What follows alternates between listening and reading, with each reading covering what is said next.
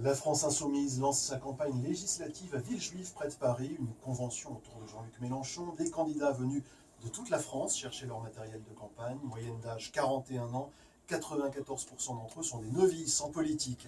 Photos de famille et séminaires de travail aussi pour La République En Marche. Les candidats sont rassemblés quai Branly à Paris. Nous sommes condamnés à réussir, lance Emmanuel Macron.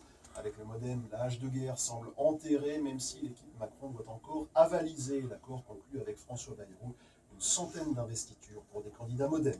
Le parquet de Paris ouvre une enquête après la cyberattaque mondiale, une attaque informatique qui a notamment visé le groupe Renault. L'usine de Batilly en Lorraine est à l'arrêt. La production a repris en revanche à Sandouville en Seine-Maritime. Les pirates ont exploité une faille de Windows, ils bloquent les accès aux bases de données et réclament une rançon. Des millions de virus ont ainsi été envoyés à travers une centaine de pays. Les radars embarqués, les gants homologués, le projet de contrôle technique pour les motos, pour les motards en colère, les revendications ne manquent pas. Ils manifestent dans 14 départements.